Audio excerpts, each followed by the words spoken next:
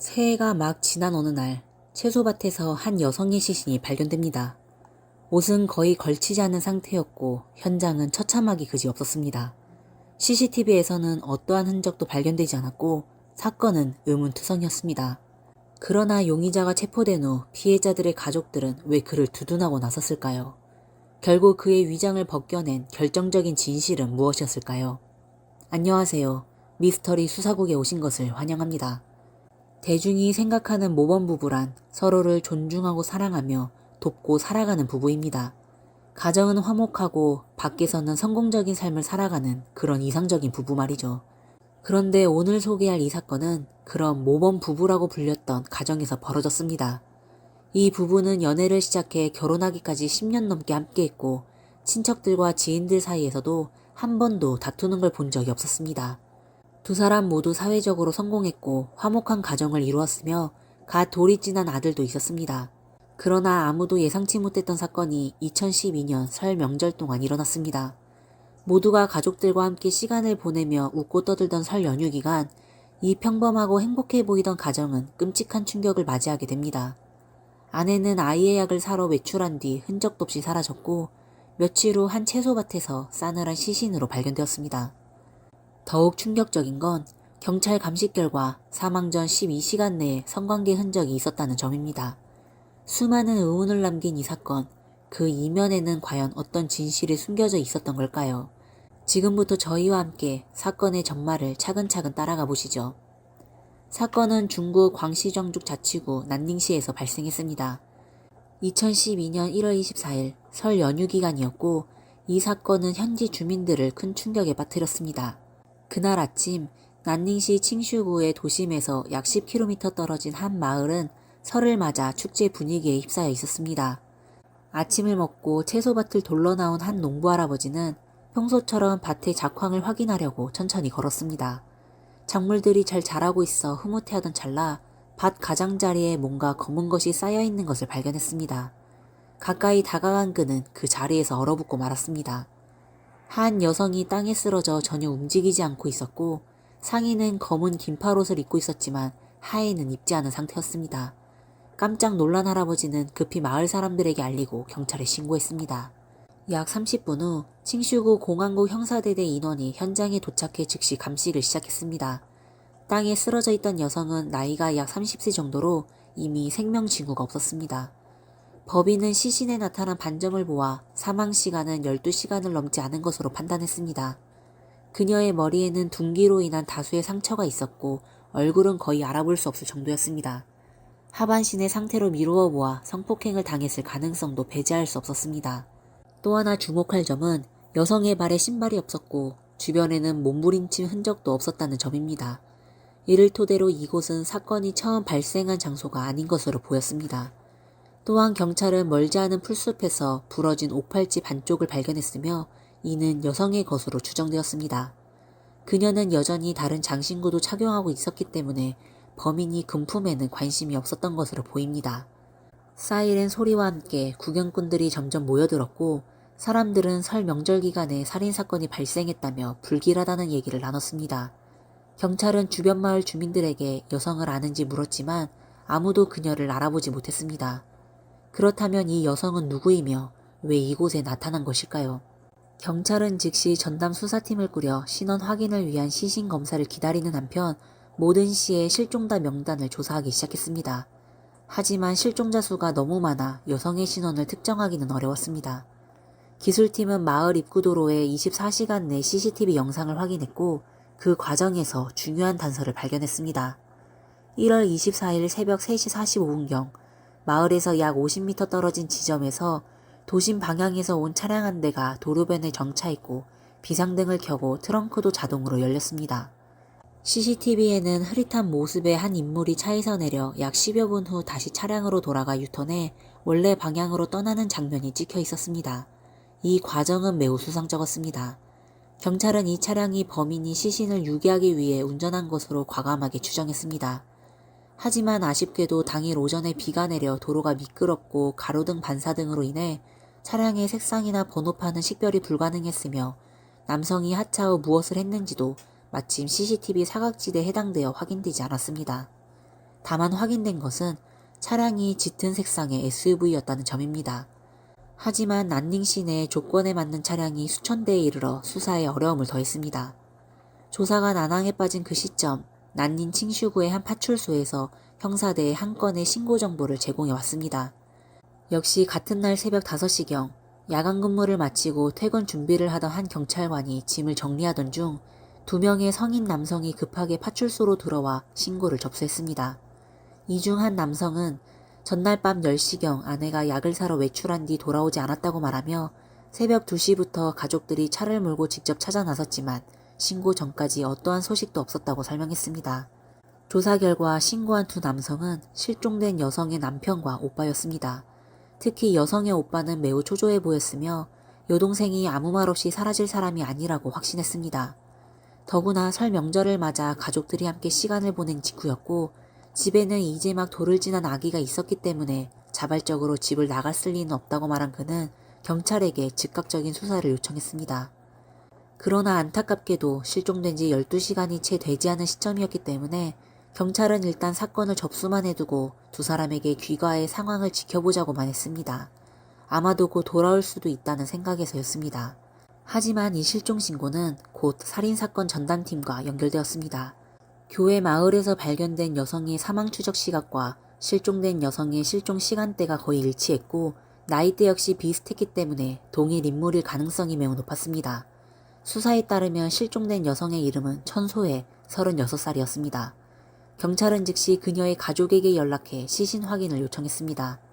다음 날 천소혜의 오빠와 여동생 천소와 그리고 남편이 함께 시신 확인에 나섰습니다. 비록 얼굴로는 확인이 어려웠지만 여동생 천소와는 즉시 언니임을 알아보았습니다. 또한 현장에서 발견된 부러진 팔찌와 시신에 있던 장신구들도 천소혜의 것임이 가족에 의해 확인되었습니다. 경찰은 신원 확인을 위해 가족의 DNA를 채취하여 시신과 비교했으며 결과는 일치했습니다. 이로써 피해 여성이 실종된 천소혜라는 사실이 밝혀졌습니다. 검사 보고서에 따르면 천소혜는 외부 충격으로 인한 뇌손상으로 사망한 것으로 드러났습니다. 사망 12시간 전 누군가와 성관계를 가진 흔적이 있었으나 몸에서는 강제로 인한 멍이나 외상이 발견되지 않았습니다. 즉 자발적인 관계였을 가능성이 있습니다. 하지만 범인은 왜 천소혜의 하반신을 의도적으로 노출시켜 놓았던 것일까요? 이것은 경찰에게 보내는 어떤 신호였을까요? 이 교활한 범인은 과연 누구일까요? 천소혜의 가족은 오해를 멈추지 못했고 가족들이 어느 정도 진정된 후 경찰은 간단한 조사를 진행했습니다. 여동생 천소아는 사건 발생 전날 밤, 즉 1월 23일 언니 집에서 밤 10시 30분쯤까지 머물렀다고 말했습니다. 그날 밤 언니는 정성스럽게 음식을 차렸고 기분도 무척 좋아 보였으며 전혀 이상한 기색은 없었다고 했습니다.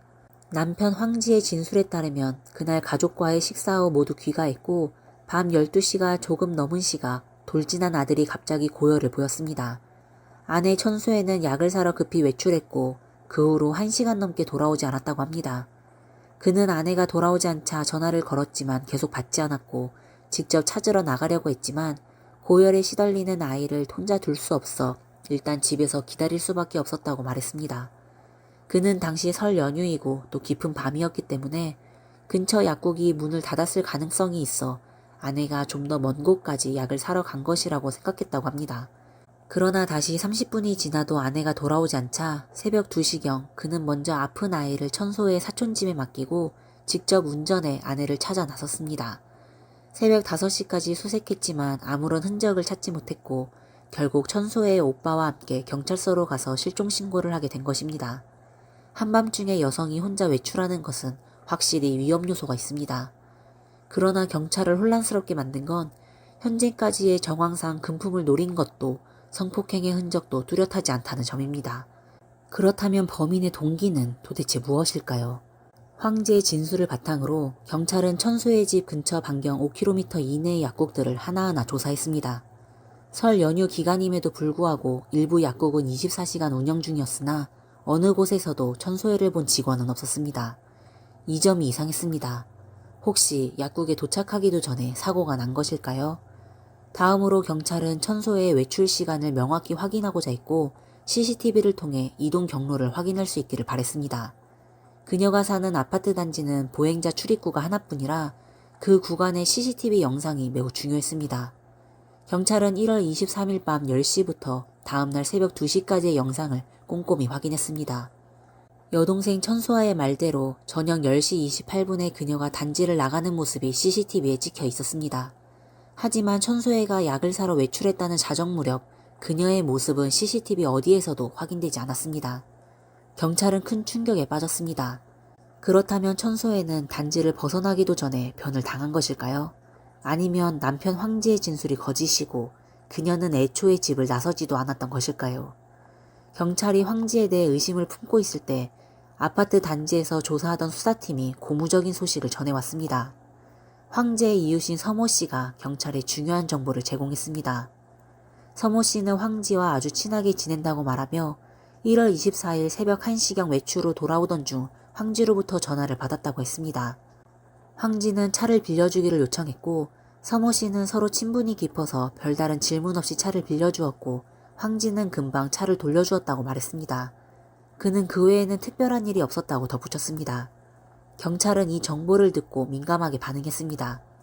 서모 씨가 말한 차가 바로 검정색 SUV였는데 이 차량은 사건 발생 현장에서 발견된 차량과 외형이 매우 유사했습니다. 경찰은 CCTV 영상을 다시 살펴본 결과 새벽 1시 20분에 이 차량이 아파트 단지에 돌아오는 모습이 찍혔고 2시 55분에는 다시 차량이 떠나는 장면이 확인되었습니다. 경찰은 차량을 운전한 사람이 황지일 것이라고 추측했으며 이에 따라 황지는 주요 용의자로 떠올랐습니다. 경찰은 즉시 황지가 거주하는 아파트 단지로 가서 서모 씨와 연락을 취해 차량을 확인할 수 있도록 했습니다. 차의 트렁크를 열어본 결과 내부는 깨끗하게 정리되어 있었고 마치 청소된 흔적이 있었습니다. 경찰이 면밀히 조사한 끝에 차량 안에서 두세 군데의 핏자국을 발견했습니다. 얼룩의 면적은 매우 작았지만 기술팀은 샘플을 채취하여 검사를 맡겼습니다. 하루 뒤 검사 결과는 충격적이었습니다. 핏자국은 천소의 거심이 확인되었고 이에 따라 황지는 이 사건의 중요한 용의자가 되었습니다. 경찰은 즉시 황지를 경찰서에 데려갔고 그가 빌린 검은색 SUV도 압수했습니다. 경찰의 질문에 황지는 여전히 이전과 같은 설명을 반복했지만 그가 차로 어디를 갔었는지 왜 자신의 차가 아니라 이웃의 차를 빌렸는지에 대해서는 명확하게 답할 수 없었습니다. 그 과정에서 황지는 불안해하며 다리를 떨었고 눈빛도 자주 흔들렸습니다. 이러한 신체적 반응은 경찰에게 거짓말을 하는 신호로 해석되었습니다. 시간을 끌고 있던 황지를 향해 경찰은 그의 집을 조사하기로 했습니다. 경찰은 그곳이 사건의 첫 번째 발생 장소일 가능성이 있다고 의심했습니다. 실제로 집안은 육안으로는 별다른 이상을 찾을 수 없었지만 루미노 시약을 사용해보니 거실 바닥, 욕실, 그리고 문틀에서 모두 혈흔이 발견되었습니다. 이 혈흔들은 모두 천소의 거심이 확인되었습니다. 황지는 결정적인 증거 앞에서 더 이상 변명할 수 없었고 결국 자백을 하게 되었습니다. 그러나 이 결과는 천소의 가족들에게는 믿을 수 없는 일이었고 특히 천소의 큰오빠는 절대 있을 수 없다고 말했습니다. 그는 여동생과 매형이 결혼한 지 7년이 되었고 연애할 때부터 지금까지 두 사람은 한 번도 싸운 적이 없다고 했습니다. 그리고 매형은 천소애야 우리 가족들에게도 정말 잘했는데 어떻게 그런 사람이 사람을 해칠 수 있겠냐고 말했습니다. 황제의 이웃인 서모 씨도 매우 충격을 받았습니다. 이 부부는 동네에서도 모범 부부로 유명했기 때문입니다. 그렇다면 가족과 이웃 모두에게 좋은 인상을 남긴 황지가 왜 이런 끔찍한 일을 저질렀을까요? 그가 이렇게까지 아내를 해친 이유가 무엇일까요? 과연 그가 품고 있었던 어떤 원한이 이와 같은 행동을 부추긴 걸까요? 설 연휴라는 특별한 시점에 가족에게 상처를 주고자 했던 이유는 무엇일까요? 경찰은 이러한 질문에 대한 답을 찾기 위해 황지와 천소의 관계에 숨겨진 진실을 더 깊이 파헤쳐야 했습니다. 신문실에서 황지는 자신의 범행 과정을 모두 자백했습니다. 1월 23일 밤 여동생 천소아가 집을 떠난 후 천소애는 집을 정리하고 아이를 재우기 시작했습니다. 이때 황지는 소파에 앉아 휴대폰을 보고 있었고 밤 12시가 가까워지자 아내가 잠들었을 것이라고 생각하고 계속해서 거실에서 휴대폰을 들여다봤습니다. 그런데 예상치 못하게 아내가 침실에서 나오더니 황지가 여전히 휴대폰을 보고 있는 것을 보고는 그에게서 휴대폰을 빼앗아 그가 무엇을 보고 있는지 확인하려 했습니다. 그 후 휴대폰 화면을 본 천수회는 매우 화가 났습니다. 여성의 나치 사진이 눈에 들어왔고 그 사진뿐만 아니라 유혹적인 사진이 여러 장 있었으며 문자 기록도 온통 불륜과 관련된 내용이었습니다. 천수회는 황지가 이미 여러 차례 불륜을 저질렀다는 사실을 알게 되었습니다. 천수회는 며칠 전까지 남편과 행복한 시간을 보내던 중에 남편이 다른 여성과의 관계를 이어가고 있다는 사실에 깊은 배신감을 느꼈습니다. 그녀는 몸이 떨리며 분노했고 결국 황지의 뺨을 강하게 때렸습니다. 그런데 이 사진과 한 번의 뺨이 단순히 비극의 시작이 아니었습니다. 이 모든 일이 시작된 것은 두 사람이 처음 만난 때로 거슬러 올라갑니다. 그 당시 황지는 34살이었고 두 사람은 같은 도로교랑 회사에서 일하며 만났습니다. 황지는 프로젝트 매니저였고 천수회는 회계였는데 두 사람은 직장에서 만나 사랑에 빠졌고 결국 결혼에 이르렀습니다. 황지는 업무상 주로 전국 각지로 출장을 가야 했고 출장 기간은 보통 한두 달이었습니다. 그때마다 두 사람은 하루에도 여러 번 전화하며 사랑을 나눴고 그들의 애정은 많은 사람들로부터 부러움을 샀습니다. 그러나 시간이 흐르면서 열정은 사라졌고 전화도 점차 줄어들었습니다. 황지는 점차 외로움을 느끼기 시작했고 결혼 두 번째 해는 처음으로 불륜을 저질렀습니다. 처음엔 죄책감을 느꼈지만 천수와의 관계가 좋았기에 그 감정을 떨쳐내기 어려웠습니다. 하지만 불륜에서 얻는 쾌감은 그를 중독시키기에 충분했고 출장을 가면 주변 동료들도 이런 일을 흔히 한다는 것을 알게 되었습니다. 모두들 서로 묵인하는 상황이었죠. 황지는 천수회가 자신이 불륜을 저지르는 사실을 알지 못한다면 계속해서 이러한 관계를 유지할 수 있을 것이라 확신했지만 그는 결국 자신을 과시했습니다. 2007년 천수회는 우연히 황지가 다른 여성과 주고받은 애매한 문자 메시지를 발견했습니다. 하지만 천수회는 체면을 중시하는 사람이었기 때문에 이런 일이 밖에 알려지면 너무 창피할 것이라고 생각했습니다.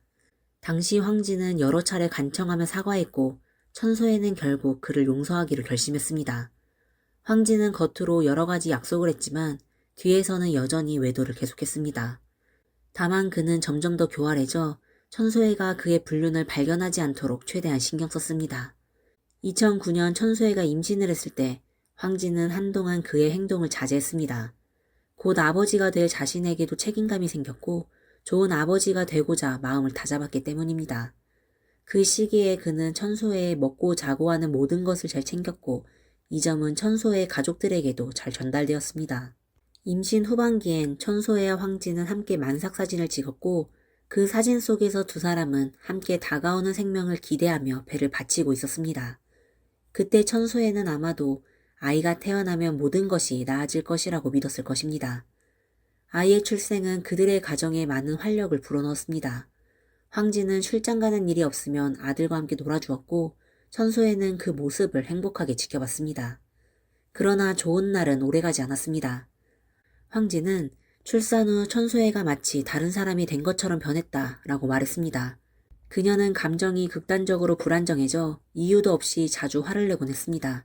더 중요한 건 천수회가 부부관계에 대해 차갑게 변했으며 황제의 욕구를 계속해서 거절했다는 점이었습니다.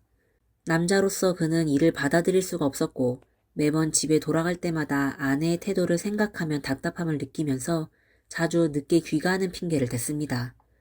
이렇게 둘은 점점 더 자주 다투게 되었고 그럼에도 불구하고 천수회는 체면을 중시해 다툴 때도 과격하게 반응하지 않고 대부분 침묵을 지켰습니다. 이는 이웃들 사이에서 그들이 여전히 화목한 부부라는 인상을 주었고 천수회는 가족 앞에서도 황지와의 관계가 여전히 좋다는 모습을 보여주었습니다. 그 시기에 황지는 외부의 만남에서 한 여성을 알게 되었고 두 사람은 빠르게 연인 관계로 발전했습니다. 만나는 횟수도 잦아졌고 얼마 지나지 않아 천수회는 이를 발견했습니다. 2011년 천수회는 결국 이혼을 제안했지만 황지가 이를 거부했습니다. 그는 아이를 핑계로 간절히 호소했고 아마도 천수회는 아이가 너무 어리기 때문에 그를 혼자 키우게 하는 것에 대해 미안함을 느꼈을 것입니다. 결국 황지의 간청에 두 사람은 이혼하지 않기로 했습니다.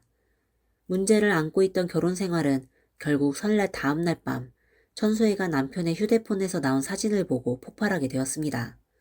그동안 참아왔던 천수회는 더 이상 참을 수가 없었고 그녀는 완전히 절망하며 한 대에 뺨을 때린 뒤 휴대폰을 황지에게 던지며 소리쳤습니다. 이제 더 이상 참지 않겠어. 내가 너의 가식적인 모습을 모두에게 알릴 거야. 이 말을 들은 황지는 당황했습니다. 사실 그가 더 신경 쓰는 것은 천소의 폭로가 아니라 친척들과 동료들 앞에서 더 이상 체면을 세울 수 없게 되는 것이었습니다. 천소에는 방으로 돌아가려고 했고 황지는 그녀를 뒤쫓아가 잡으려 했습니다. 천소에는 드라이기로 황지를 여러 차례 내리쳤고 그녀는 그동안 쌓였던 원한을 이 기회에 풀듯이 힘껏 던졌습니다. 그녀는 점점 더 세게 때렸고 그 과정에서 황지를 밀어내어 TV장에 앉히게 되었습니다. 그때 근처에 있던 망치 하나가 황지의 손에 쥐어졌고 황지는 본능적으로 그 망치로 천소의 머리를 가격했습니다. 천소에는 순식간에 쓰러졌고 황지는 그 자리에 멍하니 서서 상황을 받아들이지 못했습니다. 그때 방 안에서 아들의 울음소리가 들려왔고 황지는 정신을 차리고 급히 아이를 달래러 갔습니다. 아이를 다시 잠재운 후 황지는 방을 나왔고 여전히 바닥에 쓰러져 있는 아내를 보았습니다. 그는 그녀의 얼굴을 확인했으나 이미 숨이 멈춰져 있음을 깨달았습니다. 이제 그는 모든 것이 되돌릴 수 없다는 것을 알았습니다. 황지는 아내의 죽음을 떠올리며 자신이 경찰에 붙잡힐 것이라는 생각을 하게 되었습니다. 아들 또한 이제부터는 아무도 돌봐줄 사람이 없을 것입니다. 황지는 깊게 숨을 쉬며 진정하려고 했고 결국 가장 비이성적인 길을 선택했습니다. 바로 아내의 시신을 처리하고 멀리 버려서 자신과의 연관을 끊는 것이었습니다. 그는 다시 한번 망치를 들고 천소의 얼굴을 몇 번 더 가격하여 얼굴을 알아볼 수 없게 만들었습니다. 그런데 그는 현장을 정리하고 천소의 몸에 평소 외출할 때 입던 옷을 입혔습니다. 황지는 긴장과 죄책감에 휘말려 자신도 모르게 땀을 흘리고 있었습니다. 그는 시계를 보니 새벽 2시 15분쯤이었습니다. 그는 어떻게 시신을 처리할지 고민하다가 자신의 차로 이동하는 것은 너무 위험하다는 생각이 들었습니다. 그때 그는 평소 자주 왕래하던 이웃인 서모 씨를 떠올렸습니다. 서모 씨는 설 연휴 동안 매일 밤늦게까지 외출해 카드게임을 하고 한두 시쯤에야 돌아오곤 했기 때문입니다. 황지는 급히 서모 씨에게 전화를 걸어 자기가 차가 고장나서 긴급하게 차를 빌려야 한다고 말했습니다. 서모 씨는 주저없이 차를 빌려주는데 동의했습니다. 차를 빌린 황지는 곧바로 시신을 처리하기 시작했습니다. 그는 최대한 조용히 움직여 이웃들이 깨지 않도록 신경 썼습니다. 결국 그는 천소혜를 차고로 끌고 가서 서모 씨의 검은색 SUV 트렁크에 넣었습니다. 그리고 아들을 차 뒷좌석에 앉히고 천소혜의 사촌에게 전화를 걸어 언니가 약을 사러 나갔는데 돌아오지 않는다며 아이를 먼저 보내겠다고 말했습니다. 그 후 황지는 차를 몰고 외곽으로 향했습니다. 그는 가능한 멀리 가서 사람이 없는 외진 곳에 시신을 버리기로 마음을 먹었습니다. 하지만 그때 갑자기 황지의 전화가 울렸고 전화를 받은 황지는 매우 놀랐습니다. 바로 천소혜의 큰오빠가 전화한 것이었는데 그는 황지에게 급하게 돌아오라고 하며 천소혜를 찾기 위해 함께 하겠다고 말했습니다. 그리고 못 찾으면 경찰에 신고하겠다는 말에 황지는 순간적으로 멈칫했습니다. 그는 도로 옆을 살펴본 후 이곳이 여전히 외진 곳임을 확인하고 차를 세우고 시신을 끌어내어 작은 길로 이동시켰습니다. 그리고 그는 천소혜의 하반신 옷을 벗겼습니다. 그가 생각한 것은 경찰이 시신을 발견했을 때 천소혜가 성폭행을 당한 것으로 의심하게 하려는 것이었습니다.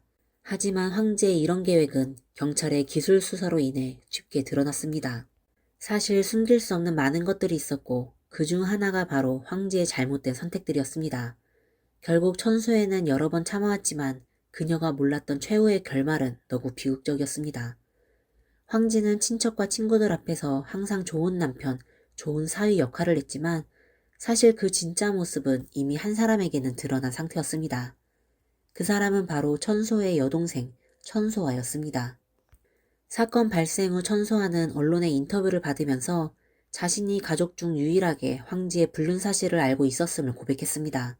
그리고 이 사실은 천소에게 직접 들은 것이 아니라 2008년에 한 가족 모임에서 우연히 알게 되었다고 말했습니다. 당시 천소아는 황지의 휴대폰을 빌려 전화를 걸다가 황지가 다른 여성과 주고받은 애매한 문자 메시지를 발견하게 되었습니다. 천소아는 매우 복잡한 감정을 느꼈습니다. 그녀는 물론 언니의 결혼이 불행해지는 것을 원하지 않았고 반면에 천소의 성격을 너무 잘 알기에 만약 직접 황지의 불륜을 드러냈다면 언니가 매우 상처받을 것이라는 생각이 들었습니다. 천소혜는 매우 자존심이 강한 사람이었고 항상 남들에게 완벽한 모습을 보여주기를 원했습니다. 그녀는 열심히 일해서 회사에서 관리직에 오를 정도로 뛰어난 능력을 가진 사람으로 가족들에게 나쁜 소식을 전하는 것을 매우 꺼려했으며 다른 사람들의 눈을 의식했습니다. 완벽한 가정과 안정된 수입은 그녀의 자랑거리였기 때문에 천소아는 이 사실을 비밀로 하기로 했습니다. 그 후 몇 년 동안 천소아는 언니에게 그들의 부부관계에 대해 간접적으로 물어보았고 천소에는 항상 잘 지낸다거나 문제없다고 답했습니다. 그러나 몇 번은 언니가 뭔가 말하고 싶어 하면서도 입을 닫는 모습을 보였다고 했습니다. 비극적인 사건이 일어난 후 천소아는 자신을 매우 후회했습니다. 만약 황지의 불륜 사실을 처음 알았을 때 언니에게 그것을 말했더라면 언니가 황지와 멀어졌을 것이고 이런 끔찍한 일이 일어나지 않았을지도 모른다고 생각했습니다. 천소의 오빠는 하루라도 빨리 여동생의 결혼 생활을 관심 있게 살폈다면 상황이 달라졌을지도 모르겠다며 안타까워했습니다. 하지만 이미 모든 것이 지나갔고 후회는 이제 아무런 의미가 없었습니다. 신문 과정에서 황지는 아내와 신체적 충돌이 일어난 상황에서 격정적으로 폭행을 저지른 것이라고 주장했습니다. 이는 계획적인 범죄와는 다른 범죄 형태로 많은 다른 국가들에서는 우발적인 범죄로 판명될 경우 처벌이 경감되는 경우가 있지만 중국에서는 아직 법적으로 인정되지 않고 있습니다. 2013년 광시성 난닝시 중국인민법원은 황지에게 고의상해죄를 적용해 사형을 선고했으나 집행유예 2년을 선고했습니다. 이 판결에 대해 황지는 항소하지 않았는데 아마도 마음속에서 아내에 대한 후회와 죄책감은 영원히 치유될 수 없다고 느꼈기 때문일 것입니다. 그는 후반 생애를 통해 이 죄를 갚아야 한다고 생각했지만 남은 인생에서 어떻게 아들을 마주할 수 있을지, 아들이 자라나서 이 잔인한 진실을 알게 될 때 어떻게 해야 할지 아직도 답을 찾지 못했습니다. 천소의 성격에는 강함이라는 키워드가 있습니다. 그녀는 불명예스러운 사랑이 인생에서 하나의 오점이 될 수 있다고 생각했기 때문에 이를 용서하기로 했습니다. 그녀는 완벽한 결혼의 허상을 유지하기 위해 자신을 억누르며 살았고 이는 결국 자기 기만에 불과했습니다. 황지는 7년의 결혼 생활 중 5년을 외도로 보냈으며 그의 결혼에 대한 배신은 결코 용서받을 수 없는 것이었습니다. 나쁜 감정은 쓰레기처럼 즉시 치워야 하며 그렇지 않으면 점점 더 고약해지고 결국 자기 자신까지 역겨워하게 만듭니다. 최근 몇 년 동안 많은 여성들이 감정의 세계에서 중요한 교훈을 얻었습니다. 그것은 바로 다른 사람에게 엄격할 것이 아니라 자신에게 더 엄격해야 한다는 것입니다. 끝내야 할 때는 즉시 끝내야 하고 믿지 말아야 할 사람은 절대 믿지 말아야 하며 떠나야 할 사람은 빨리 떠나야 합니다. 여성은 끝을 두려워하지 말고 용기 있게 새로운 시작을 해야 합니다. 당신의 단호한 결정은 곧 자신에게 새로운 내일을 주는 것입니다. 남성이든 여성이든 우리 모두가 자신이 주인공인 이야기를 만들 수 있기를 바랍니다. 오늘 사건은 여기서 마무리하겠습니다. 시청자 여러분들은 이번 사건에 대해 어떻게 생각하시나요? 주위에도 천소혜처럼 결혼 생활에서 억누르고 참는 여성들이 있을까요? 결혼 상대의 외도를 어떻게 대처하시나요? 아래 댓글에 여러분의 생각을 남겨주세요. 그럼 다음 시간에 다시 찾아뵙겠습니다. 감사합니다. 33살의 미군 공군 여중이가 임무를 앞두고 기이하게 실종되었고 경찰은 여러 용의자를 조사했지만 결국 아무런 성과를 얻지 못했습니다. 6년 후 사건은 큰 전환점을 맞이하게 되었습니다. 한 주택에서 발생한 강압 사건을 통해 경찰은 새로운 단서를 발견했는데 범인이 다름 아닌 여중이의 친오빠였던 것입니다. 처음에 여동생의 실종을 신고했던 사람이 바로 범인일 수 있을까요? 그는 단순히 금전적인 이유로 범행을 저질렀을까요? 아니면 다른 숨겨진 이유가 있는 것일까요? 여러분 안녕하세요. 미스터리 수사국에 오신 것을 환영합니다. 오늘 소개해드릴 사건은 미국 여군의 실종 사건입니다. 1973년 6월 29일 미국 콜로라도주 리틀턴에서 쌍둥이 남매가 태어났습니다. 여동생은 노니 다슨, 남동생은 밥 다슨이라는 이름을 받았죠. 그전에는 이미 어머니 캔디스에게는 첫째 아들 토니 다슨이 있었습니다. 원래 이들은 행복한 가정을 꾸리고 있었지만 쌍둥이가 태어난 지 1년 만에 아버지가 갑작스럽게 세상을 떠났습니다. 그 이후로 캔디스는 홀로 새 아이를 키우는 싱글맘이 되었지만 군인 출신인 그녀는 굳건한 성격을 가지고 있었고 군대에서도 그들의 가정을 많이 도와주었습니다. 덕분에 새 아이는 무사히 성장할 수 있었습니다. 어렸을 때부터 군대에서 자라온 노니는 어머니의 영향을 깊이 받아 결국 그녀도 군에 입대하게 되었고 미국 공군에 합류했습니다. 그녀는 텍사스주 렉랜드 공군기지의 한 의료센터에서 중환자실 간호사로 근무하게 되었습니다. 논의는 성실하고 매우 진취적인 태도로 일했기 때문에 2004년 5월에 중위로 진급할 수 있었습니다. 성격이 밝고 활발한 그녀는 다양한 취미를 가지고 있었으며 특히 컨트리 음악과 춤을 좋아했습니다. 군대에서 여유 시간이 생길 때면 노니가 가장 즐겨 찾는 곳은 술집과 댄스 클럽이었습니다. 한 번의 댄스 수업에서 노니는 에드워드 프리드리 벨런을 만나게 됩니다. 노니는 에드워드를 진정한 사랑이라고 생각했지만 나중엔 그가 그렇지 않다는 것을 깨닫게 되죠. 에드워드는 노니보다 20살 연상이었고 노니는 그에게 첫눈에 반해 두 사람은 곧바로 연애를 시작하며 빠르게 사랑에 빠졌습니다. 교제를 시작한 지 얼마 되지 않아 두 사람은 동거를 하게 되었고 그 후 노니는 자신이 임신했다는 사실을 알게 되었습니다. 사랑에 푹 빠진 노니는 이 기쁜 소식을 에드워드에게 설레는 마음으로 전했지만 에드워드의 반응은 노니와 정반대였습니다. 에드워드는 이 아이를 원하지 않았으며 노니에게 아이를 지우라고 요구했습니다. 그는 아직 아이를 키울 준비가 되지 않았다고 말했죠. 아이 문제로 두 사람의 관계는 점점 더 악화되기 시작했습니다. 노니와 에드워드는 사실 서로를 잘 알지 못했습니다. 에드워드가 노니와 함께한 이유는 단지 외로움 때문일 가능성이 컸으며 노니처럼 깊은 감정에 빠진 것은 아니었습니다. 두 사람은 아이 문제로 자주 다투기 시작했습니다. 에드워드는 자신이 이 아이와 아무런 관계를 맺고 싶지 않다고 분명히 말했고 결국 노니에게 이별을 통보했습니다. 에드워드의 냉정한 태도에도 불구하고 노니는 아이를 낳기로 결심했죠. 노니는 자신도 싱글맘인 어머니 밑에서 자라왔고 어머니가 홀로 쌍둥이 남매를 포함해 세 남매를 키워냈기 때문에 자신도 싱글맘으로 살아가는 것에 대해 큰 문제가 없다고 생각했습니다. 몇 년 후 캔디스는 한 기자와의 인터뷰에서 이렇게 말했습니다. 나는 노니가 앞으로 무엇을 마주하게 될지 너무나 잘 알고 있습니다. 그래서 그녀가 아이를 낳는 것에 반대했죠. 노니는 어머니와 달리 모성에 대해 순진한 생각을 가지고 있었습니다. 그녀는 캔디스에게 이렇게 말했습니다. 엄마, 이 아이가 내 삶을 바꾸지 않을 거야. 나는 이 아이가 나에게 가져다 줄 기쁨을 즐길 거라고. 2005년 노니의 딸 사바나가 태어났습니다. 비록 노니가 혼자서 아이를 키우는 일이 힘들었지만 딸이 하루하루 자라는 모습을 보면서 그녀는 여전히 행복한 삶을 살고 있었습니다. 2006년 11월 사바나는 이미 16개월이 되었고 노니는 추수감사절을 앞둔 주에 딸을 데리고 고향인 콜로라도로 친정 방문을 계획했습니다. 그녀는 가족을 방문하고 친구들을 만나는 것 외에도 부동산 중개인을 만나 고향에서 적당한 집을 찾을 계획도 세웠습니다. 왜냐하면 4개월 후, 즉 2007년 3월 노니는 전역을 앞두고 있었고 전역 후 그녀는 고향으로 돌아와 살기로 계획하고 있었습니다. 11월 13일 노니는 딸을 데리고 콜로라도주 리틀턴에 있는 오빠 토니의 집에 도착했습니다. 토니의 집은 채트필드 주립공원 근처에 있었으며 당시 토니는 결혼해서 두 아이의 아버지로 살고 있었습니다. 노니는 토니의 집에서 일주일간 머물 계획이었고 11월 20일에 다시 공군기지로 돌아갈 예정이었습니다. 고향을 떠난 지 오랜 시간이 흘렀기 때문에 노니는 이 기간 동안 집을 찾는 것 외에도 대부분의 시간을 친구들과 어울리며 즐겁게 보내고 있었습니다. 11월 18일 밤, 노니는 몇몇 친구들과 함께 술집에서 아주 즐겁게 시간을 보냈고 11월 19일 새벽이 되어서야 오빠 토니의 집으로 돌아왔습니다. 아침에 일어난 노니는 잠시 컴퓨터를 하다가 오빠에게 딸 사바나를 잠시 더 봐줄 수 있겠냐고 물었습니다. 그녀는 친구들과 쇼핑을 하고 그 후에 함께 식사하고 술을 마시며 마지막 휴가를 만끽할 계획이었습니다. 어차피 다음 날이면 공군기지로 돌아가야 했기 때문이죠. 토니는 여동생이 오랜만에 집에 왔고 평소에 일로 지쳐있는 만큼 친구들과 즐거운 시간을 보내는 것이 당연하다고 생각하고는 기꺼이 동의했습니다.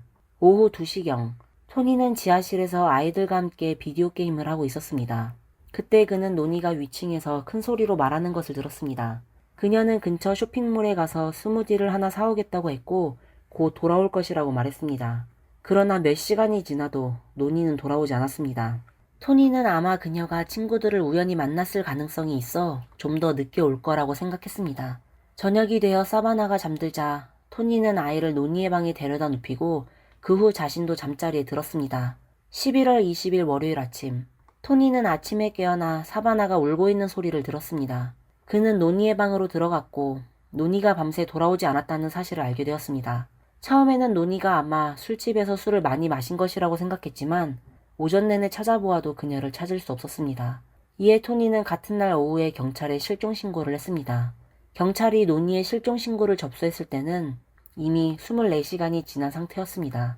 토니의 말에 따르면 노니가 마지막으로 모습을 보인 시간은 11월 19일 오후 2시경이었습니다. 노니가 집을 나설 때는 가방 하나만 들고 있었고 그 안에는 그녀의 지갑과 휴대폰이 들어 있었습니다. 경찰이 수사에 착수한 후 이 사건은 매우 이례적이라는 것을 알게 되었습니다. 노니는 콜로라도에서 자신의 차가 없었기 때문에 토니의 집에서 약 1.5km 떨어진 쇼핑몰에 스무디를 사러 갈 때 걸어서 가거나 아니면 친구와 함께 차를 타고 갔을 가능성이 있었습니다. 하지만 노니의 친구들에 따르면 그녀는 장시간 걷는 것을 좋아하지 않았다고 말했습니다. 그래서 수사관들은 노니가 누군가의 차를 얻어 타고 갔을 가능성이 있다고 의심했으나 누가 그녀를 태워주었는지는 확인할 수 없었습니다. 토니는 조사 중에 11월 18일, 즉 노니가 실종되기 전날 밤에 그녀가 한 컨트리바에서 고등학교 시절 친구들과 함께 춤을 추고 있었다고 수사관들에게 알렸습니다. 그 바의 이름은 그리즐리 로즈였습니다. 그날 노니는 토니의 차를 타고 그리즐리 로즈 술집에 갔습니다. 노니는 그곳에서 아주 즐겁게 시간을 보냈던 것 같습니다. 왜냐하면 그녀는 새벽 2시가 되어서야 집으로 돌아왔기 때문입니다.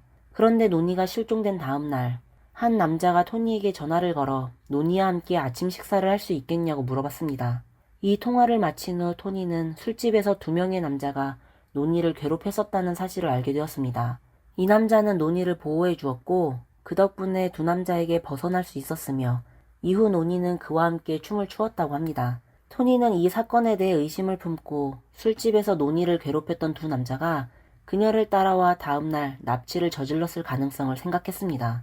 하지만 수사 결과는 실망스러웠습니다. 경찰은 이 두 남자에 대한 어떠한 범죄 증거도 찾지 못했습니다. 모든 정황을 종합해보면 11월 19일 오후 노니가 토니의 집을 떠난 직후 실종된 것으로 보였습니다. 노니는 원래 11월 21일에 비행기를 타고 공군 기지로 돌아가서 업무에 복귀할 예정이었습니다. 그러나 경찰이 항공사 승객 기록을 확인한 결과 그녀의 귀국 항공권은 사용되지 않았음이 밝혀졌습니다. 노니를 찾기 위해 경찰은 그녀의 직장 동료 그리고 사회적 관계까지 더 깊이 조사하기 시작했습니다. 경찰은 노니의 친구들로부터 노니가 동료들에게 매우 사랑받는 사람이었다는 사실을 알게 되었습니다. 그녀는 친절하고 성실했으며 컨트리 음악을 좋아했고 특별한 나쁜 습관도 없었습니다. 또한 경찰은 노니가 에드워드와의 이별 후 오랫동안 마음 아파했고 최근에야 비로소 다른 사람들과 데이트를 시작했다는 정보를 얻었습니다. 경찰이 노니의 컴퓨터를 조사한 결과 그녀가 실종되기 전 최소 2번 데이트 사이트에 로그인한 기록이 있음을 확인했습니다. 첫 번째 로그인은 11월 19일 새벽 2시 반, 즉 그녀가 실종된 당일에 이루어졌습니다. 또 다른 로그인은 오후 1시경, 그녀가 토니의 집을 떠나기 1시간 전에 있었습니다. 경찰은 노니가 실종된 날 데이트 사이트에서 만난 누군가를 만나러 간 것일 가능성을 의심했습니다. 만약 이 가설이 맞다면 사건을 해결하는 데 있어 추적이 훨씬 더 어려워질 것이라고 판단했습니다. 하지만 한 가지 이상한 점은 노니의 휴대전화가 실종 후 90시간 동안 꺼지지 않았다는 것이었습니다. 경찰은 노니의 휴대폰이 계속 켜져 있었던 사실을 주목했으며 마지막에는 배터리가 다 되어 휴대폰이 자동으로 꺼졌을 가능성이 높다고 보았습니다. 경찰은 노니의 휴대전화를 추적한 결과 11월 20일 오후 11시경 그녀의 휴대전화로 수신된 기록이 있음을 확인했습니다. 경찰은 기술적 수단을 통해 당시 그녀의 휴대전화가 한 목장 근처에 있었음을 밝혀냈습니다. 이 목장은 토니 집에서 가까운 곳에 위치해 있으며 바로 쇼핑몰 옆이었습니다. 경찰은 수색견을 동원하여 토니 집에 있던 노니의 옷에서 채취한 냄새를 바탕으로 수색을 진행했습니다. 하지만 안타깝게도 노니나 그녀의 휴대전화는 찾을 수 없었습니다. 일정 기간 수사 후에도 이 사건은 여전히 진전이 없었고 경찰은 범죄 현장이나 어떠한 증거도 발견하지 못했습니다. 비록 이 사건은 콜로라도 주에서 발생했지만 노니는 텍사스주에서 생활하고 있었습니다. 이에 콜로라도주 경찰은 텍사스주 경찰과 협력하여 사건 해결을 위한 공조수사를 요청했습니다. 노니가 실종된 몇 주 후 텍사스주 경찰이 수사에 합류했으며 그들은 수사의 초점을 노니의 전 남자친구 에드워드에게 맞췄습니다. 대부분의 폭력 범죄는 피해자와 가까운 사람들이 저지르는 경우가 많기 때문에 이런 상황에서 에드워드가 가장 큰 용의자로 의심되었습니다. 앞서 언급했듯이 에드워드와 노니는 만난 지 얼마 지나지 않아 노니가 임신하게 되었고, 에드워드는 처음부터 아이를 낳는 것을 강력하게 반대했습니다. 이 문제로 인해 두 사람 사이에 갈등이 있었고, 경찰이 개입할 정도로 상황이 심각해지기도 했습니다. 2005년 6월, 에드워드는 경찰에 신고 전화를 걸었습니다. 이유는 두 사람이 이별한 후 노니가 자신의 물건을 가져가기 위해 에드워드의 집에 방문했을 때 다시 한번 임신 문제로 두 사람 사이에 격렬한 다툼이 벌어졌기 때문입니다. 에드워드는 노니에게 집을 떠나라고 요구했으나 노니는 이를 거부했습니다. 이 사건이 일어난 며칠 후 노니는 딸 사바나를 출산했고, 이후 두 사람은 사바나의 양육 문제로 법정 싸움을 벌이게 되었습니다. 에드워드는 사바나가 자신의 친딸이 아니라고 주장했지만 이후 법원이 DNA 검사를 통해 에드워드와 사바나가 친부녀 관계임을 확인했습니다. 결국 법원은 에드워드에게 사바나의 출생 이후 발생한 일부 의료비를 지급하라는 명령을 내렸습니다. 그 금액은 총 $10,000, 하나로 약 1,350만 원에 달했습니다. 또한 사바나가 성인이 될 때까지 에드워드는 매달 $900, 약 121만 원의 양육비를 지급해야 했습니다. 이 사건은 두 사람 사이의 관계를 더욱 악화시켰습니다. 그리고 이 법원 판결은 노니가 실종되기 2달 전에 내려진 것이었습니다. 노니의 한 친구는 경찰에게 노니가 자신에게 나중에 내가 실종되거나 다치는 일이 생긴다면 그건 분명히 에드워드의 짓일 거야 라고 말한 적이 있다고 전했습니다.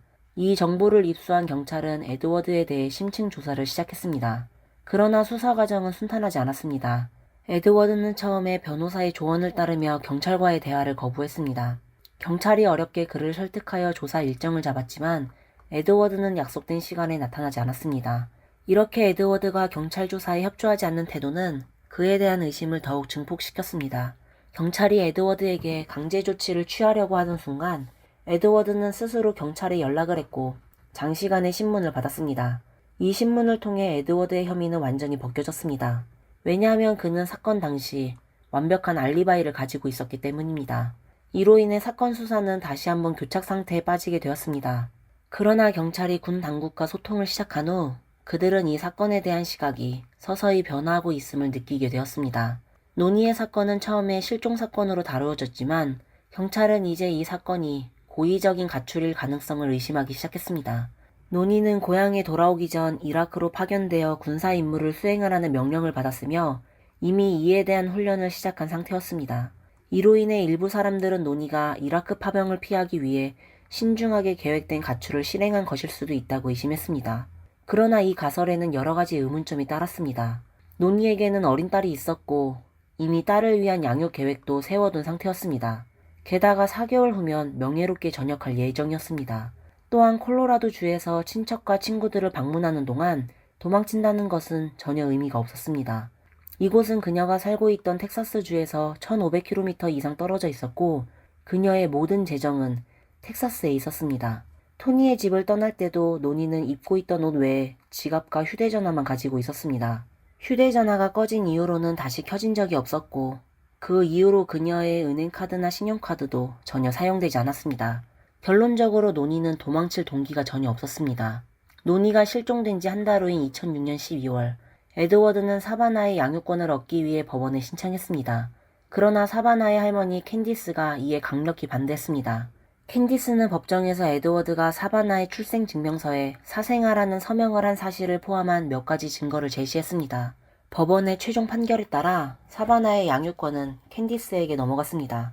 하지만 2008년 1월 17일 텍사스주의 한 법원은 이 판결을 뒤집고 사바나의 양육권을 에드워드에게 넘겼습니다. 이에 대해 사람들은 에드워드가 매달 $900의 양육비를 더 이상 지불하지 않기 위해서 그랬다고 주장하는 이들도 있었고 반대로 어머니를 잃은 아이를 돌보며 좋은 아버지가 되고 싶어서라고 말하는 사람들도 있었습니다. 누가 알겠습니까? 그저 바라볼 뿐이죠. 그 후 몇 년간 노니의 실종 사건은 점차 사람들의 기억에서 사라지게 되었습니다. 그녀는 콜로라도주 경찰과 미국 군 당국의 데이터베이스에 실종자로 등록되었을 뿐이었습니다. 그러나 6년 후 한 형사사건이 발생하면서 노니의 실종 사건이 다시 세간의 주목을 받게 되었습니다. 이 새로운 사건이 어떻게 그녀의 실종과 연관되어 있는지에 대해 사건의 미스테리가 다시 한번 수면 위로 떠오르게 된 것이죠. 2012년 5월 21일 이른 아침 콜로라도주에 거주하던 한 젊은 여성이 갑작스럽게 잠에서 깨어났습니다. 하지만 그녀를 깨운 것은 악몽이 아닌 한 명의 복면을 쓴 남자였습니다. 이 남자는 매우 빠른 속도로 그녀의 침실로 난입했고 그녀의 머리를 침대 시트로 덮어 시야를 가렸습니다. 이후 이 남자는 여성의 손을 묶고 강제로 그녀와 성관계를 가졌고 범행이 끝난 후 남자는 곧바로 현장을 떠났습니다. 비록 이 남자는 범죄를 저지르는 동안 어떠한 소리도 내지 않았고 피해 여성은 시트에 얼굴이 가려져 아무것도 볼 수 없었지만 경찰이 사건을 조사한 후 여러 유의미한 단서들을 찾아냈습니다. 먼저 피해자의 집문에는 강제로 열리거나 파손된 흔적이 없었습니다. 또한 집에 있던 강아지가 복면을 쓴 남자를 보고도 짖지 않았습니다. 이 두 가지 점을 근거로 경찰은 범인이 피해자와 아는 사람일 가능성이 크다고 판단했습니다. 게다가 범인의 행동을 보면 목표가 매우 분명했습니다. 그는 단순히 집을 털거나 물건을 훔치려는 것이 아니라 여주인과 성관계를 가지려는 것이 목적이었습니다. 이 분석이 진행되던 중 피해 여성은 갑자기 자신의 친구의 약혼자가 떠올랐습니다. 사건 발생 하루 전 토니 다슨이라는 남자는 피해 여성의 집에 방문한 적이 있었습니다. 그 후로 그는 피해 여성에게 친밀한 메시지를 계속해서 보냈습니다. 또 피해 여성의 친구는 그녀의 집에 있는 비상 열쇠의 위치를 알고 있었고 토니 역시 그 사실을 알았을 가능성이 있었습니다. 경찰이 토니 다슨을 찾아가자 그는 피해 여성의 모든 혐의를 부인했습니다. 하지만 경찰은 범행 현장에서 발견된 유전자와 그의 DNA를 비교 분석할 것을 요구했고 DNA 검사 결과 현장에서 발견된 유전자와 완전히 일치했습니다. 결국 토니 다슨은 유죄 판결을 받았고 96년형을 선고받아 수감되었습니다. 맞습니다. 토니 다슨은 바로 노니의 오빠였고 노니를 마지막으로 본 사람이기도 했습니다. 토니 다슨은 2009년 전 아내와 이혼한 후 다른 여성과 약혼했는데 그 여성은 바로 이번 사건의 피해 여성의 친구였습니다. 토니가 감옥에 수감된 후 그는 즉시 교도소 내의 갱단과 연락을 취했고 선물과 금품을 제공하여 갱단의 호감을 얻으려 했습니다. 토니는 3명의 갱단 구성원들에게 총 10만 달러, 하나 약 1억 3천만 원 상당의 현금과 재산을 뇌물로 주었다고 전해집니다. 그가 이렇게 큰 금액을 제공한 이유는 갱단 조직원들이 밖에서 그를 감옥에 보내게 한 피해 여성을 해치도록 하기 위함이었습니다. 즉 고용살인을 통해 피해 여성의 생명을 빼앗으려 했던 것입니다. 그러나 이 계획은 교도관들에게 미리 발각되었고 이로 인해 토니는 예비살인 음모 혐의로 추가로 48년형을 선고받았습니다. 2009년 토니 다슨의 여성 사업 파트너가 자신의 차 안에서 사망하는 사건이 발생했습니다. 흥미로운 점은 이 여성의 보험 수익자가 다름 아닌 토니였다는 사실입니다. 이 여성의 사망으로 인해 토니는 보험사로부터 30만 달러, 하나 약 4억 원의 보험금을 수령했습니다. 경찰은 이 여성의 사망과 토니 사이에 의혹을 품고 조사했지만 결정적인 증거를 찾지 못해 결국 사건을 종결할 수밖에 없었습니다. 토니 다슨의 행동은 노니의 실종 사건에 대한 대중의 관심을 다시 불러일으켰습니다. 언론이 경찰에 토니가 노니 실종 사건에 연루되었을 가능성에 대해 질문했을 때 경찰은 이렇게 답변했습니다. 노니의 친구, 가족, 그리고 그녀와 직접적인 이해관계에 있는 모든 사람은 용의자에 포함됩니다. 현재까지 아무도 혐의자 명단에서 제외되지 않았습니다. 그러나 많은 네티즌들은 여전히 토니를 의심하고 있었습니다. 토니는 노니를 마지막으로 본 사람이며 노니 실종과 관련된 모든 정보는 토니로부터 제공된 것이기 때문입니다. 사건 당시 토니의 증언은 의심받지 않았습니다. 그 이유는 토니와 노니가 친남매였기 때문에 사람들은 형제라는 이유로 토니의 진술을 의심하지 않았습니다. 이는 인간의 기본적인 신뢰 때문이었죠. 그러나 더 깊이 분석해보면 몇 가지 비합리적인 부분이 드러납니다. 2006년 11월 18일 노니는 자정에 그리즐리 로즈 술집을 떠났고 11월 19일 새벽 2시 30분에 집에 돌아왔습니다. 그 후 오전 9시와 오후 1시에 각각 데이트 사이트에 접속한 기록이 남아있습니다. 이는 경찰이 제공한 정보로 정확성이 보장된 데이터입니다.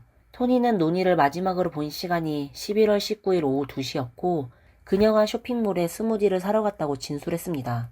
만약 이 사건이 계획된 범죄라면 일반적인 범죄 심리에 따르면 범행 시간은 가장 취약한 시간대, 즉 노니가 술집을 떠난 후 30분 이내인 새벽 시간대가 가장 이상적이었을 것입니다. 그리즐리 로즈 술집은 토니의 집에서 약 37km 떨어져 있으며 차로 약 30분이 소요됩니다. 노니는 차가 없었지만 토니의 말에 따르면 11월 18일 그날 노니가 그의 차를 타고 술집에 갔다고 합니다. 노니가 자정에 술집을 떠났다면 정상적으로는 12시 30분쯤 집에 도착했어야 합니다. 하지만 토니의 진술에 따르면 노니는 새벽 2시에 집에 도착했습니다. 여기서 약 90분의 시간차가 발생합니다. 이 90분 동안 노니는 무엇을 했을까요? 만약 토니가 거짓말을 하지 않았다면 노니는 누군가와 데이트를 했던 것일까요? 그녀가 술집에서 마음에 드는 사람을 만났을 가능성도 있습니다. 하지만 이건 가능성이 낮아 보입니다. 만약 노니가 데이트를 하러 나갔다면 그날 밤에 다시 집으로 돌아오지 않았을 것이기 때문입니다. 또한 노니는 집에 돌아온 30분 후에 데이트 사이트에 로그인했고 11월 19일에도 다시 로그인했습니다. 시간 분석을 통해 경찰은 노니가 데이트 사이트에 로그인한 시점이 매우 계획적이라고 판단했습니다. 새벽 2시 30분에 로그인은 그녀가 집에 돌아온 30분 후였고 오후 1시에 로그인은 그녀가 집을 떠나기 1시간 전이었습니다. 이는 토니가 말한 새벽 2시에 집에 도착하고 오후 2시 집을 나섰다는 시간과 정확하게 일치합니다. 이런 점은 노니의 실종이 데이트 사이트와 관련이 있을 것이라는 인상을 줍니다. 하지만 사실은 아무도 모릅니다. 이 사건은 여기서 이렇게 끝이 나버렸습니다. 인터넷상에서 많은 네티즌들은 토니가 노니의 실종을 초래한 범인일 가능성이 크다고 생각합니다. 한 미국 네티즌은 이렇게 댓글을 남겼습니다. 정부는 모든 군인을 위해 상업보험을 구매하며 군인이 사고를 당하면 가족들이 수십만 달러의 보험금을 받는다고 말이죠. 이런 상황은 토니에게 낯설지 않습니다. 앞서 이야기한 것처럼 2009년에 토니는 여성사업 파트너의 사망으로 30만 달러, 약 4억 원의 보험금을 받았습니다. 노니의 실종 사건이 토니가 보험금을 얻기 위해 자신의 여동생을 해친 것일 수도 있을까요? 이 사건이 발생한 지 15년이 지났습니다. 사건 자체는 복잡해 보이지 않지만 여전히 미국의 유명한 미제 사건 중 하나로 남아 있습니다. 진실은 범인과 피해자만이 알고 있을지도 모릅니다. 오늘의 방송은 여기까지입니다. 여러분은 진짜 범인이 토니라고 생각하시나요? 어떤 세부 사항이 이를 증명할 수 있을까요? 댓글에 남겨주세요. 저희 방송이 마음에 드셨다면 좋아요와 구독도 잊지 말아주세요. 여러분의 지지와 응원에 항상 감사드립니다. 이상 미스터리 수사구였습니다. 다음 영상에서 다시 뵙겠습니다. 감사합니다.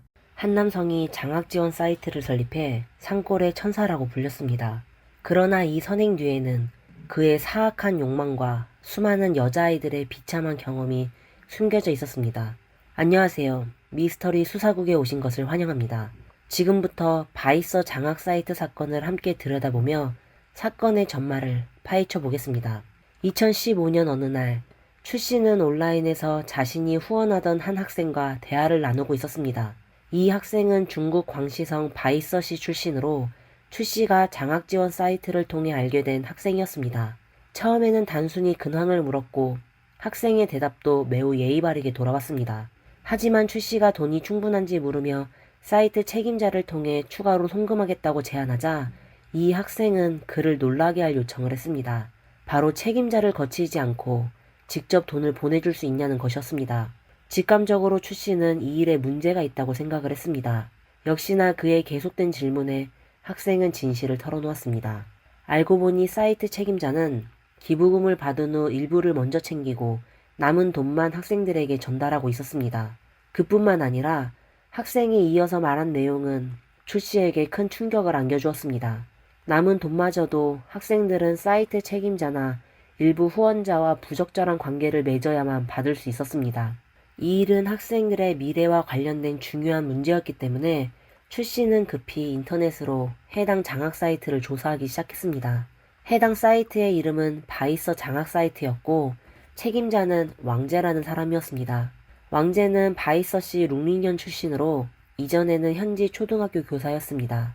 2006년 왕제는 학교를 그만두고 바이서 장학 사이트를 설립하고 사회 각계각층의 기부를 받아 현재 가난한 학생들의 학업을 이어갈 수 있도록 지원했습니다. 시간이 흐르면서 왕제와 그의 사이트는 점점 더 유명해졌습니다. 2015년까지 9년 동안 바이서 장학 사이트는 총 727만 위안, 약 14억 원의 장학 기금을 모금했고 약 4천여 명의 학생들이 지원을 받았습니다. 왕제의 선행 덕분에 언론은 그를 산골의 천사라고 칭하며 여러 차례 그를 인터뷰했습니다. 바로 이 시기에 원래 산동성에 살고 있던 추 씨는 바이서 장학 사이트에 대해 알게 되었습니다. 아이들에 대한 연민으로 그는 왕제에게 연락해 기부를 하고 싶다고 했습니다. 그러나 왕제는 자신이 운영하는 사이트가 개인 사이트이며 공동 계좌가 없다고 답했습니다. 기부금은 그의 개인 계좌로 입금해야 하고 그가 학생들에게 전달할 것이라고 했습니다. 언론의 적극적인 홍보 덕분에 추 씨는 왕제를 매우 신뢰하고 있었습니다. 동시에 왕제도 여러 차례 기부금은 한 푼도 빠짐없이 학생들에게 전달될 것이며 자신이 돈을 빼돌리지 않겠다고 약속했습니다. 그러나 이날 학생과 대화를 마친 후 추 씨는 바이서 장학 사이트에 대해 의심을 품기 시작했습니다. 그는 다시 한번 사이트를 열고 꼼꼼히 살펴보았습니다. 그 결과 현재까지 후원을 받던 학생들이 모두 여자아이들이라는 사실을 발견했습니다. 심지어 여아반이라는 별도의 클래스까지 만들어져 있었습니다. 이 여자아이들을 보며 추 씨의 머릿속엔 끔찍한 생각이 떠올랐습니다. 이 아이들이 모두 왕제와 강제로 관계를 맺은 것은 아닐까? 이 거대한 선행 뒤에는 도대체 어떤 무서운 진실이 숨겨져 있는 것일까요? 추 씨는 생각할수록 두려움이 커졌습니다. 진실을 밝히기 위해 그는 가짜 신분으로 장학 사이트의 후원 그룹에 잠입했고 몇몇 후원자들의 연락처를 얻었습니다. 추 씨가 간접적으로 질문하자 일부 사업가들은 후원을 명목으로 장학 사이트를 통해 여학생들과 접촉한 후 그녀들에게 강제로 성관계를 요구한 경험을 털어놓았습니다. 이 대화들은 모두 추 씨가 캡처해 저장해 두었습니다. 더 많은 증거를 수집하기 위해 추 씨는 새로운 후원자로 위장해 왕제에게 연락했습니다. 그는 자신이 특별한 서비스를 원한다고도 밝혔습니다. 곧 왕제가 이에 응했고 대화 중에 왕제는 자신에게 좋은 것이 있다며 추 씨에게 바이서에 투자하라고 권했습니다. 추 씨는 더 많은 정보를 캐내려고 했으나 왕제는 매우 신중한 태도를 보였습니다. 왕제는 추 씨가 이렇게 많은 질문을 하면서도 직접 만나러 오지 않자 의심을 품고 더 이상 말하려 하지 않았습니다. 결국 추 씨는 조사를 중단할 수밖에 없었습니다. 이후 그는 모든 캡처 자료와 함께 신고 문자를 작성해 중국 광시 TV 방송국에 보냈습니다. TV 방송국은 신고를 접수한 후 즉시 조사에 착수했습니다. 조사 결과 바이서 장학 사이트는 설립된 지 오래되었고 영향력도 컸지만 이 사이트는 한 번도 정식 등록이 되어 있지 않다는 사실이 밝혀졌습니다. 중국 법에 따르면 이런 개인 사이트는 기부금을 받을 자격이 없습니다. 이어 방송국의 담당자 천슈성은 대기업 사장으로 위장해 왕제에게 연락했고 동료들과 함께 직접 현장 방문을 했습니다. 처음에 왕제는 그들을 열정적으로 맞이하며 자신의 겉으로 보이는 장학 활동을 소개했습니다. 그러나 천슈성은 장학 활동마저도 문제가 있다는 점을 발견했습니다. 그들은 왕제와 함께 시골에 있는 빈곤 학생들을 직접 찾아갔을 때 왕제가 빈곤 학생을 선정하는 과정을 시연했습니다. 그는 우선 아무렇게나 허름한 집을 하나 골랐고 몇몇 학생들을 불러와 사진을 찍고 연락처를 남겼습니다. 이 모든 과정은 20분도 채 걸리지 않아 빈곤 학생의 기본 정보가 완성되었습니다. 이렇게 성급한 인증 절차는 왕제의 장학 사이트가 사실은 선량한 사람들의 돈을 속여 빼앗는 사기일 가능성이 있다는 의심을 불러일으켰습니다. 그 후 왕제는 모두를 식당으로 초대해 식사를 했습니다. 술자리가 무르익자 그는 드디어 장학 사이트 뒤에 숨겨진 진짜 어두운 면을 드러내기 시작했습니다. 왕제에 따르면 그는 모든 후원금에서 10%에서 20% 정도의 수수료를 떼어간다고 했습니다. 후원금이 자신에게 직접 송금되든 학생에게 바로 전달되든 상관없이 말입니다. 왕제는 자신이 얼마를 가져가든 학생들이 불평하지 않는다고 자랑스럽게 말했습니다. 그 이유는 이 학생들이 집안이 매우 가난하고 학업을 이어가는 데 간절하기 때문에 그에게 반항할 엄두조차 내지 못한다고 했습니다. 반항하면 한 푼도 받을 수 없기 때문입니다. 식사 자리가 끝날 무렵 왕제는 천슈성에게 자신의 마지막 사업을 보여주었습니다. 그는 기부금을 가로채는 것뿐만 아니라 장학금과 몰래 촬영한 동영상을 이용해 여학생들을 협박하여 자신과 성관계를 맺게 만들었습니다. 심지어 그들을 후원자들에게 성적 서비스를 제공하도록 강요하기도 했습니다. 이는 사실상 왕제가 장학 사이트를 위장해 특수 성서비스 중개업을 하고 있다는 뜻이었습니다. 이어 왕제는 휴대전화를 꺼내 천슈성에게 자신과 여학생들의 음란 영상을 여러 개 보여주었습니다. 영상 속 학생들은 대부분 11살에서 12살 정도로 초등학교도 졸업하지 않은 상태에서 왕제에게 성적 모욕을 당하고 있었습니다. 심지어 일부 여학생들은 대학에 들어가서도 그의 영향에서 벗어나지 못했습니다. 왕제가 자랑스러워하는 표정을 짓는 모습을 보며 그리고 영상 속에서 절망하며 몸부림치는 아이들을 본 천슈성은 참을 수 없는 분노를 느꼈습니다. 그는 왕제의 극진한 만류에도 불구하고 핑계를 대고 서둘러 이 역겨운 술자리를 끝냈습니다. 다음 날 천수성은 마을로 가서 영상에 등장했던 몇몇 여학생들을 인터뷰했고 왕제의 구체적인 범행 과정을 알게 되었습니다. 피해자 메이지의 증언에 따르면 7년 전 그녀가 막 12살이 되었을 때 일입니다. 어느 날 왕제가 그녀에게 군으로 가서 기부금을 받을 수 있다고 말했습니다. 그녀는 전혀 의심하지 않고 기쁜 마음으로 따라갔습니다.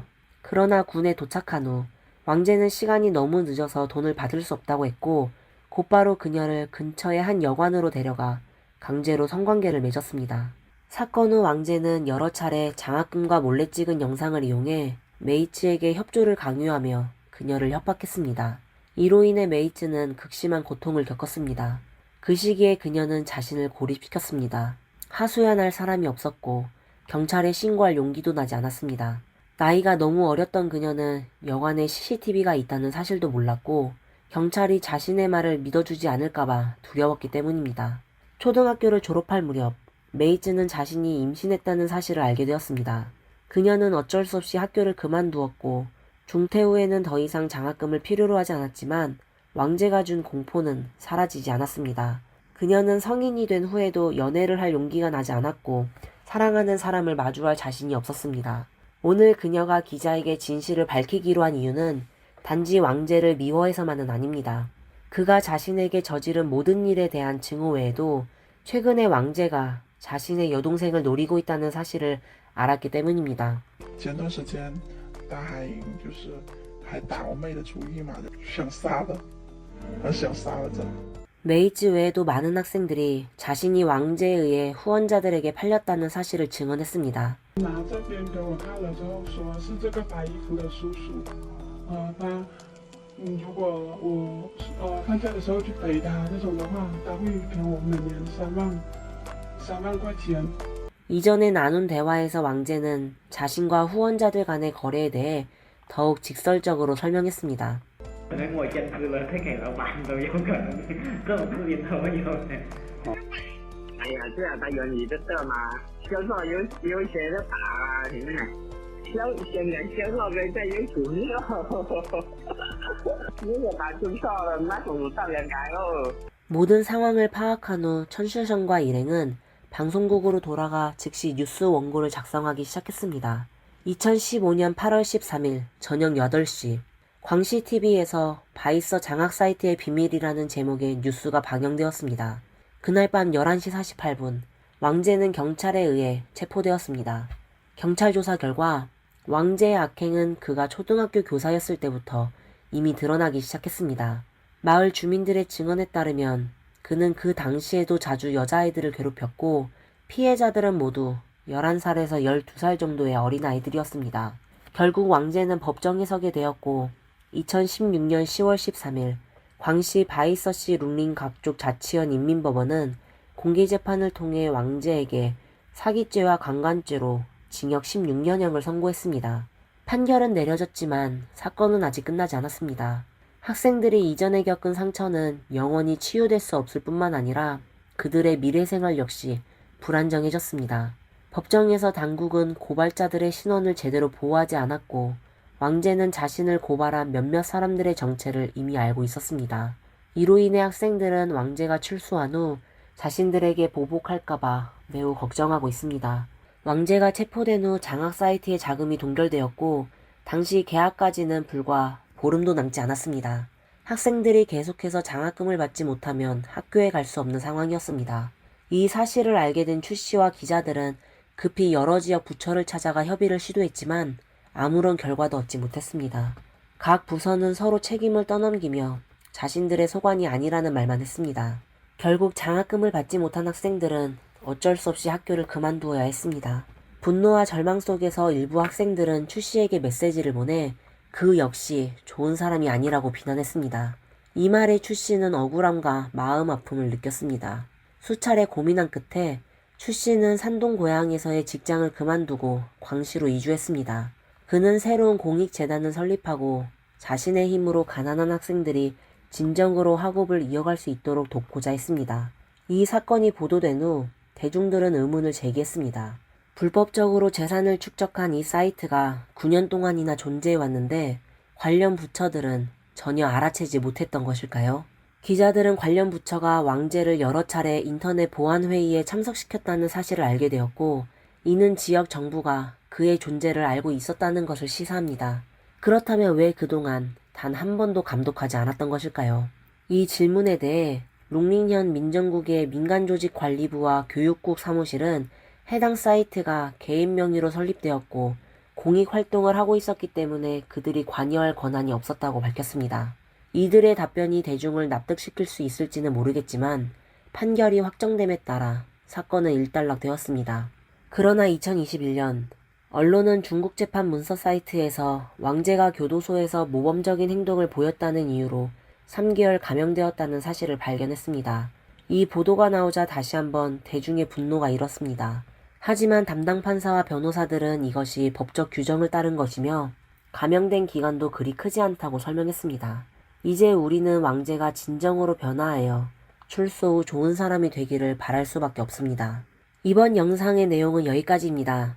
여러분은 법원이 왕제에게 내린 처벌이 너무 가볍다고 생각하시나요?